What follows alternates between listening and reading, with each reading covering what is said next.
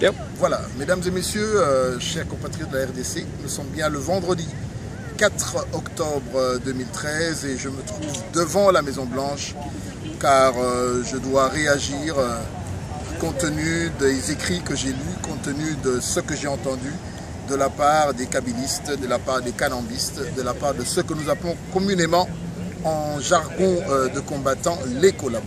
De quoi s'agit-il? La semaine dernière, vous nous avez vus à New York City, où nous avons fait un travail fastidieux par la grâce de Dieu, par le courage de certaines mamans, par le courage de certains frères. Nous avons pu lever la voix pour vous, pour notre peuple, pour notre pays, et dire non. Et les autorités américaines, les New-Yorkais ont entendu le cri de nos cœurs. Et cela s'est soldé par quoi? On ne vous l'a peut-être pas dit.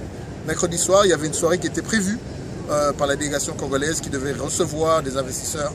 Cette soirée-là a été purement et simplement cancel parce que l'hôtel estimait qu'il y avait un problème de sécurité, il y avait également un problème de respectabilité. C'était un hôtel décent, ils estimaient qu'il ne fallait pas qu'il y ait au-devant de cet hôtel quelques concitoyens qui allaient houspiller ou qui se levaient contre une certaine délégation. Donc cela a été qu'un seul à la grande fureur de celui qui se fait passer pour le raïs, je dirais plutôt le maïs. Voilà. Ainsi donc, vous avez suivi quelque temps après Jean-Marie Kassamba, qui est un de ces vous-zélateurs, en dehors de Lambert Mende et des autres que vous connaissez, qui est passé sur Télé 50 pour nous traiter de tous les petits noms d'oiseaux. Je voulais simplement répondre à mon frère et de dire, écoute, on se connaît, on a le même prénom, mais je demande un peu de décence. Nous ne sommes pas des combattants sans maturité, nous ne sommes pas des combattants mal élevés, impolis, qui ont l'injure facile.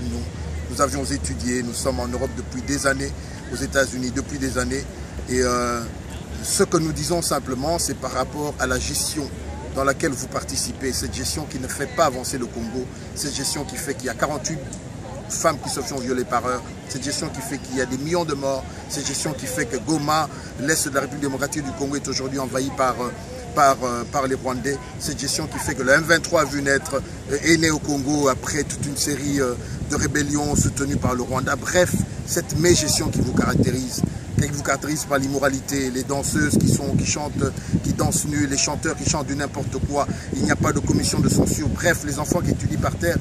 La litanie est grande, je ne vais pas perdre mon temps, mais c'est simplement pour te dire, Jean-Marie, lorsque tu viens, tu grossis à la télé pour minimiser et dire que bon, tu aurais reçu des professeurs et des docteurs pour parler d'investissement en RDC, laisse-moi te répéter, lorsque tu vas au département de commerce ici aux États-Unis, tu vas au département d'État, il est déconseillé aux investisseurs américains de se rendre en RDC. Pour quelle raison? Insécurité. Pour quelle raison? Mauvais climat des affaires. Donc cela est un document officiel. Anytime, je peux te l'envoyer. Ou bien tu demandes à madame l'ambassadrice, elle va te l'envoyer. Mais je vais revenir beaucoup plus près de nous. Ça s'est passé aujourd'hui. Vendredi matin, je me suis réveillé à 4 h du matin. Par la grâce de Dieu, je suis chrétien. À 4 h 22, quelqu'un m'appelle, me dit, écoute, va sur la toile. Papi Tamba dit que tu as été arrêté. Je riais parce que j'étais dans mon lit. Puis j'ai lu l'article et j'étais abasourdi en fait. Pourquoi? Parce que Papi Tamba avait mon numéro de téléphone. Et je crois que la meilleure des choses à faire, c'était au moins m'appeler pour dire, Abraham, tiens, j'ai appris que tu es arrêté, qu'est-ce qui se passe? Surtout que ça allait le réjouir.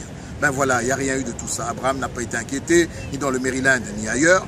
Abraham est là devant vous. Nous sommes vendredi 4 octobre. Je suis devant la Maison Blanche après la fameuse attaque d'hier pour ceux qui suivent ce qui s'est passé dans la ville. Cette dame qui regrettait en fait de se retrouver sans travail à cause des questions politiques. Ce n'est pas notre sujet. Donc c'est de dire, Papi Tamba, please arrêtez. Je sais que vous êtes fâchés de votre côté. Vous ne vous attendiez pas que l'illettré qui vous dirige soit houspillé de cette manière-là. On va continuer à faire ce travail. Nous sommes là pour défendre les intérêts de notre peuple et de notre pays. Donc, n'allez pas propager des choses qui sont vaines, des choses qui sont fausses.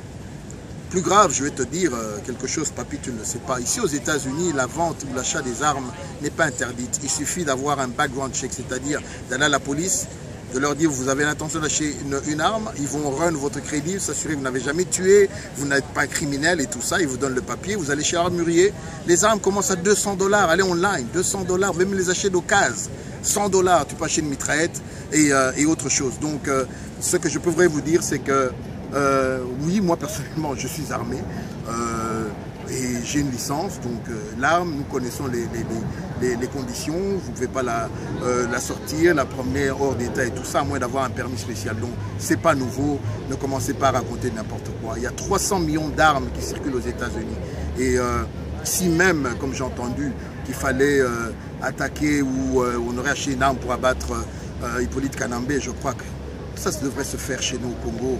Le peuple sortira dans la rue et celui qui le fera d'ailleurs, il sera porté en tipoï. Son nom sera repris dans toutes les grandes villes de la RDC.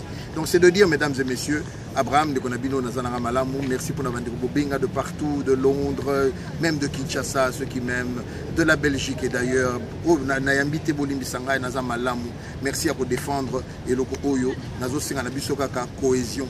Pourquoi Eloko Ezo Salema Bandeko? Parce qu'il y a une Bima, Ezali Kaka, Batarget Bazo Luka, Biso Toyo Kiawake Bandeko, Nabiso Misusu, Bazaki reçu par Hippolyte Kanambe na New York, bazwa ki moi ba corruption, tozo landa dossier trop pesa no ba kombo toyebi bazali, yango ki batangi bino ba docteur ba professeur toyebi déjà tozo landela, et peut aussi na ba peuple na biso États-Unis, awa région Maryland, Washington, New York et tout ça, New Jersey, au fond la ramiso so moni de ko moko mikolo appelé à son voiture bomi tout nanano azwa ki yango wapi. Mais anyway, les traîtres c'est bateau ya classe à Judas, bazo saka ma bien na bango. Donc voilà, il comme dans le banabino Tozali Malamu, aucun combattant n'a été arrêté, au contraire, toujours continuer au Samoussala. Vraiment, Kimia, Bisika Bozali, Nzamba Batela Biso, Nzamba Batela Mboka Congo, et Nzambe Apesa Biso Makasi, Nakomonae Suloba, Ingeta.